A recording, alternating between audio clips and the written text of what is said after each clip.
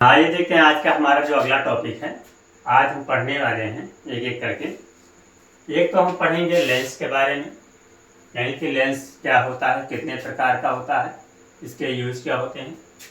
दूसरा हमारा एनोड और कैथोड है, यानी कि ये देखेंगे कि एनोड और कैथोड के बारे में। और लास्ट हमारा ऑक्सीडेशन और रिडक्शन के बारे में। ठीक है, तो जैसे कि बच्चों की डिमांड थी कि इस पर वीडियो बनाया जाए, तो इसलिए आज ये टॉपिक लेकर आए हैं। तो सबसे पहले हम आज स्टार्ट करते हैं एनोड और कैथोड से। ठीक है, तो जैसा कि इसमें देखा जाए एनोड के बारे में, तो जैसा कि हम जानते हैं एनोड मीन्स होता है कि यहाँ पर ऑक्सीडेशन प्रोसेस होता है। क्या होता है यहाँ पर? तो यहाँ पर हमारा ऑक्सीडेशन प्रोसेस होता है, जिससे हम माइनस से रिप्रेजेंट करते हैं। किससे रिप्रेजेंट किया जाता है? माइनस से। वहीं पर ये देखा जाता है कि ऑक्सीडेशन में आयन का या इलेक्ट्रॉन का क्षरण होता है।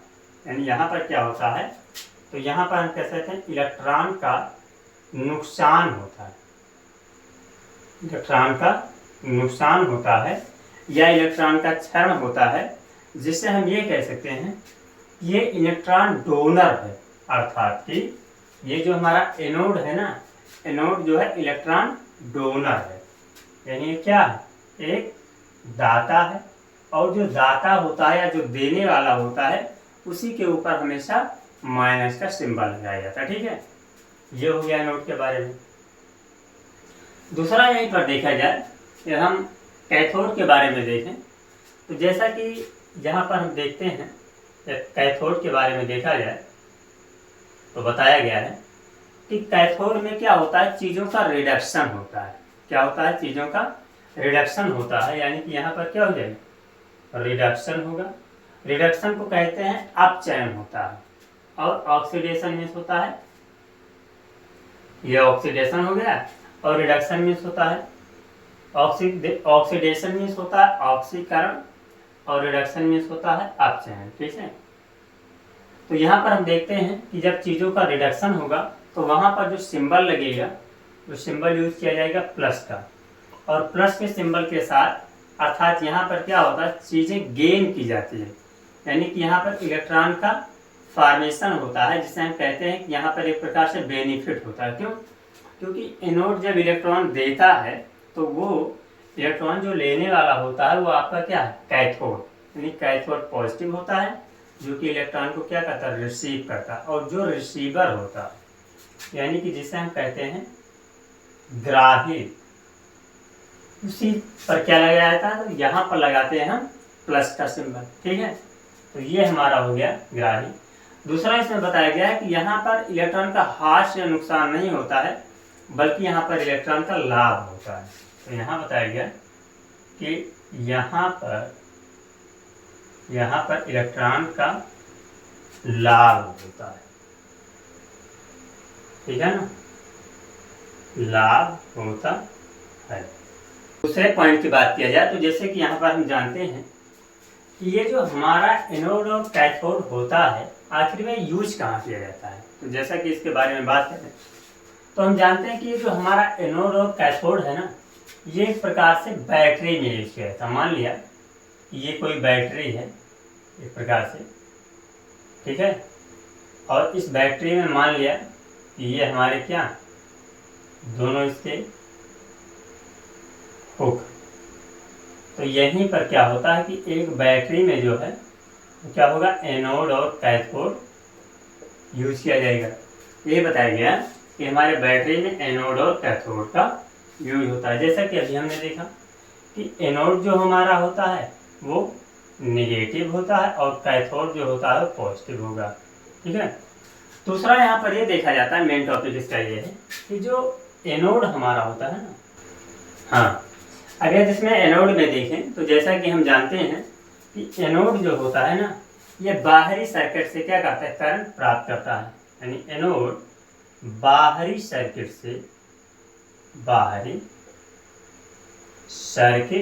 से करंट प्राप्त करता है। ठीक है ना, वहीं पर हम देखते हैं कैथोड के बारे में। तो जिसमें कैथोड के बारे में बताया गया है, कैथोड के बारे में तो ये बताया गया कि ये बाहरी सर्किट से करंट प्राप्त नहीं करता है, बल्कि ये कैथोड जो होता है ये बाहर को करंट भेजता, यानी ये क्या करता है, तो ये बाहर करंट क्या करता है, भेजता। ठीक है, अर्थात हम ये कह सकते हैं एनोड जो है वो अंदर करंट लेता है, यानी कि कहाँ से, बाहर से, और वहीं पर कैथोड जो होता है वो बाहर करंट भेजता है, कहाँ से, अंदर से बाहर को भेजता है। ठीक है, तो ये तो थे हमारे थोड़ा एनोड और कैथोड के कुछ जनरल टॉपिक। आगे बताया गया है कि जब हमारी बैटरी डिस्चार्ज हो तो वहां पर हम देखते हैं कि बैटरी डिस्चार्ज होने के दौरान जो धारा होती है, जिसे हम जो कहते हैं करंट, करंट जो होता है वो एनोड से कैथोड की ओर प्रवाहित होती है, प्रवाहित होती है। ठीक है ना, यानी कि हमें कह सकते हैं एनोड टू कैथोड, यानी कि नेगेटिव टू पॉजिटिव। ठीक है, तो ये हमारा हो गया। आगे देखते हैं इसमें कि जो हमारा एनोड होता है तो एनोड की तरफ जिंक जैसी धातु ऑक्सीकृत होती है, यानी कि जिंक जैसी धातु जो होती है वो ऑक्सीडाइज होती है, जबकि कैथोड की तरफ मैग्नीज डाइऑक्साइड जैसी धातु जो है वो रिड्यूस होती है, यानी कि अपचयित होती है। ठीक है, तो वही यहाँ पर बताया गया कि एनोड पर जिंक का क्या होता है, ऑक्सीडेशन होता है, ऑक्सीडेशन होता है, तथा कैथोड पर मैग्नीशियम ऑक्साइड का रिडक्शन। ठीक है ना, यहाँ पर क्या है, डायरेक्ट हम बोल करके बता रहे हैं, टाइम की एक लिमिटेशन होने के कारण यहाँ पर चीज़ों को थोड़ा फास्ट में किया जा रहा है। तो हमने देखा एनोड पर जिंक का ऑक्सीडेशन होता है, यानी कि ऑक्सीडेशन मीन्स यहाँ पर इलेक्ट्रॉन का क्षरण होता है, जबकि कैथोड पर हमने देखा कि मैग्नीशियम डाइऑक्साइड का रिडक्शन होता है, अर्थात यहाँ पर चीज़ों का फॉर्मेशन होता है। ठीक है, तो यहाँ हमारा एनोड और कैथोड यानी कि ऑक्सीडेशन और रिडक्शन का ये जो टॉपिक है यहाँ पर क्लियर होता है। ठीक है, हाँ आइए देखते हैं जो हमारा अगला टॉपिक है, यानी कि इसी से रिलेटेड है, वो हमारा है एसी और डीसी, एसी एंड डीसी। ठीक है, तो जैसा कि हम लोग पिछली कक्षाओं में पढ़ चुके हैं कि एसी मीन्स होता है अल्टरनेट करंट, यानी कि जो धारा रुक करके चलती है, यानी कि समय के साथ परिवर्तित होती रहती है। डीसी मीन्स होता है कि डायरेक्ट करंट, जो कि धारा डायरेक्ट पहुंचती है। ठीक है, तो आइए एक एक करते हैं, देखते हैं। सबसे पहले हम बात करें एसी के बारे में। एसी के बारे में तो जैसा कि हम जानते हैं एसी मीन्स होता है अल्टरनेट करंट, यानी अल्टरनेट करंट मीन्स हुआ कि प्रत्यावर्ती धारा। प्रत्यावर्ती धारा मीन्स हुआ कि ये धारा समय के साथ चेंज होती रहती है, बदलती रहती है, और ये ट्रांसफार्मर से हमारे घरों में घरेलू वर्क के लिए यूज किया जाता है। जैसे इसी में देखा जाए तो हम लोग यूज करते हैं जैसे टीवी, फैन या टिल्लू पंप या मोटर पंप, या जो हमारे इलेक्ट्रिकल डिवाइस होते हैं, या लैप, ठीक है, या और बहुत सारे जो होते हैं। तो ये क्या इलेक्ट्रिकल डिवाइस होते हैं जिसमें क्या यूज होता है, एसी, यानी कि अल्टरनेट करंट होता है। वहीं पर यदि हम डीसी की बात करें, डीसी की बात किया जाए तो डीसी हमारा जो होता है डायरेक्ट करंट होता है, यानी कि क्या होता है, दृष्टि धारा होती है जो डायरेक्ट करंट होता है।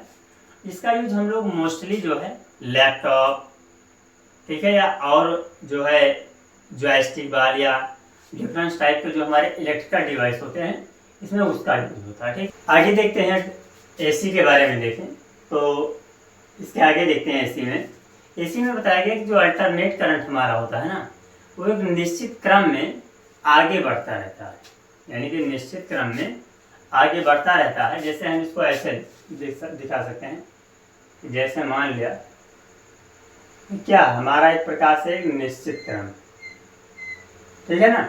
तो यानी कि बताया गया कि अल्टरनेट करंट जो होता है वो निश्चित क्रम में आगे की ओर बढ़ता रहता है, जिससे यानी कि इसलिए जो हमारा अल्टरनेट करंट होता है, इस करंट को हमें लंबी दूरी तक लेकर जाने में या लंबी दूरी तक इसको प्रवाहित करवाने में कोई ज़्यादा परेशानी नहीं देखनी पड़ती है, ठीक है। लेकिन वहीं पर देखा जाए जो हमारा डीसी करंट होता है, तो ये अल्टरनेट ना होकर के डायरेक्ट चलता है, इसलिए इसको हम बहुत लॉन्ग टर्म या बहुत लॉन्ग दूरी तक इसको प्रवाहित नहीं कर सकते हैं, ठीक है। थोड़ा लाभ के बारे में देखें तो जैसा कि हम जानते हैं एसी जो होता है अल्टरनेट करंट होता है, और इसको दूरी तक प्रवाहित करने का रीजन ये होता है कि अल्टरनेट करंट को हम ट्रांसफार्मर की हेल्प से उसका वोल्टेज लो हाई करते हुए आगे की तरफ ले जाते हैं, इसलिए एसी को दूरी तक लेकर जाने में हमें आसानी होती है, ठीक है। वहीं पर देखा जाए डीसी के बारे में, यदि हम डीसी के बारे में देखें तो डीसी में देखते हैं कि जो डायरेक्ट करंट होता है ना, तो इसमें बताया गया कि हमारे जो इलेक्ट्रॉनिक गैजेट्स कुछ ऐसे होते हैं जैसे लैपटॉप हो गया या जॉयस्टिक बार हो गया या और बहुत सारे वीडियो गेम्स वगैरह इस तरह से होते हैं कि जिनको एक कांस्टेंट वोल्टेज की ज़रूरत होती है, और ये वोल्टेज उनके लिए बहुत ही अति आवश्यक होता है। इसलिए जो हमारे इलेक्ट्रॉनिक गैजेट्स वगैरह होते हैं उनके लिए हमें स्थिर वोल्टेज की बहुत ज़रूरत होती है, जिसलिए हम लोग केवल डीसी का ही यूज करते हैं। क्यों? क्योंकि एसी में क्या होता है कि इसका वोल्टेज ऊपर नीचे या कम ज़्यादा होता रहता है, जिससे ये गैजेट्स के खराब होने का डर रहता है, ठीक है। तो यहाँ पर हुआ एसी और डीसी के बारे में। अब हम देखने जा रहे हैं लेंस के बारे में। तो लेंस मीन्स होता है तार। लेंस में क्या होता है? तार। यानी कि लेंस का अर्थ ये होता है कि लेंस जो होता है वो प्रकाश को केंद्रित करके हमारी तरफ मोड़ने का कार्य करता है, जिससे जब प्रकाश केंद्रित होकर के हमारी तरफ मुड़ता है तो जिससे हमें कोई भी पर्टिकुलर फिगर या इमेज जो होती है वो क्लियर रूप से दिखाई पड़ती है। बस लेंस का इतना ही काम होता है कि प्रकाश को मोड़ करके उसको भेजना, जिससे कोई भी फिगर या कोई भी डायग्राम जो है वो क्लियर रूप से दिखाई पड़े, ठीक है। अगर इसी के बारे में देखा जाए तो बताया गया कि जो लेंस हमारा होता है मोस्टली दो प्रकार का होता है। एक हमारा होता है उत्तल लेंस, एक होता है उत्तल लेंस, जिसे हम लोग कहते हैं कॉन्वेक्स, जिसे हम कहते हैं कॉन्वेक्स, ठीक है। तो जैसा कि हम जानते हैं कॉन्वेक्स में बताया गया कि ये जो उत्तल लेंस हमारा होता है ये किनारों पर पतला होता है तथा बीच में मोटा होता है। दूसरा बताया गया कि जो उत्तल लेंस होता है ना, जैसे उत्तल हमारा ये हो गया, क्या हो गया, तो यहाँ पर देख रहे हैं किनारों पर पतला है और बीच में मोटा है। दूसरा इसमें ये बताया गया उत्तल लेंस के बारे में कि उत्तल लेंस जो होता है ये प्रकाश को एक जगह पर केंद्रित करता है, ठीक है। यानी कि ये प्रकाश को क्या करता है, तो एक जगह पर केंद्रित करके जैसे कोई भी चीज जो है वो हमें क्लियर और अच्छी दिखाई पड़ती है। लेकिन वहीं पर यदि हम दूसरा देखें, जो दूसरा हमारा है वो है अवतल लेंस। क्या है? अवतल लेंस, जिसे हम लोग कहते हैं कॉनकेव। क्या कहते हैं? कॉनकेव। तो ये जो हमारा कॉनकेव लेंस है ना, ये लेंस हमारा कुछ इस तरह से होता है। यहाँ पर थोड़ा ध्यान देने वाली बात है, ये लेंस हमारा इस तरह से होता है, जिसमें हम देख रहे हैं कि जो हमारा कॉनकेव लेंस है ना, ये बीच में पतला है। क्या है? बीच में पतला है, लेकिन किनारों पर क्या है, यहाँ पर देख सकते हैं कि किनारों पर क्या है, मोटा। तो जब कोई लेंस बीच में पतला तथा किनारों पर मोटा होता है तो उसी को हम कहते हैं अवतल लेंस, ठीक है ना। और इस अवतल लेंस का काम होता है कि ये जो प्रकाश की किरण होती है, प्रकाश की पुंज होती है, उसको चारों तरफ भेजता, ठीक है। और चारों तरफ भेजने का कारण होता है कि जो कोई भी जो पिक्चर होता है या डायग्राम होता है वो छोटा दिखाई पड़ता है तथा उसी के साथ में वो धुंधला भी दिखाई पड़ता है, ठीक है। अब इसके बाद आगे देखते हैं कि जो हमारा लेंस है ना, तो इस लेंस का उपयोग देखते हैं। तो जैसा कि हम लोग जानते हैं कि लेंस का जो उपयोग होता है वो मोस्टली 3 कामों में होता है। पहला जो होता है उससे हम लोग चश्मा बनाते हैं, दूसरा जो हमारा होता है वो कैमरे में यूज होता है, तीसरा जो हमारा होता है वो दूरबीन में होता है। तो आइए तीनों देखते हैं। जैसे कि सबसे पहले देखें, जब हम चश्मे की बात करें, चश्मे में तो जैसे कि हम लोग जानते हैं कि चश्मा जो होता है मोस्टली 2 ही चीज़ों पर बेसिकली काम किया जाता है। एक होता है कि चश्मा का प्रयोग दूर दृष्टि दोष को दूर करने के लिए और निकट दृष्टि दोष को दूर करने के लिए। दूर दृष्टि दोष को हम कहते हैं फार साइडनेस और निकट दृष्टि दोष को कहते हैं नियर साइडनेस। ठीक है, तो वही बताया गया कि चश्मे में हम लोग क्या करते हैं, तो इसमें दूर दृष्टि दोष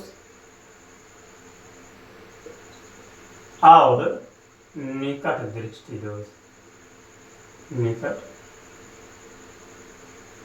दृष्टि दोष दूर करते हैं। ठीक है, दूसरा देखा जाए, यदि हम कैमरे की बात करें, कैमरे में तो जानते हैं कि जो कैमरे का लेंस होता है ना, एक प्रकार से बहुत ही स्पेशल टाइप का होता है। लेकिन यहाँ पर हम कैमरे के टाइप के बारे में ना बात करके इसमें सिर्फ इतना ही देखेंगे कि जो कैमरे का लेंस होता है वो प्रकाश की किरणों को एक जगह पर सेंट्रल पॉइंट में केंद्रित करके कोई भी डायग्राम या पिक्चर को बड़ा और क्लियर रूप में दिखाने का कार्य करता है। तो ये हमारा हो गया कैमरे का। तीसरा यदि हम देखते हैं जो हमारा दूरबीन का है, दूरबीन का, तो दूरबीन में हम जानते हैं कि दूरबीन में जो हमारा लेंस होता है उस लेंस का अर्थ यही होता है कि वो बहुत दूर की वस्तु, यानी बहुत दूर की वस्तु को मैग्नीफाई करके या जूम करके उसको क्लियर देखना।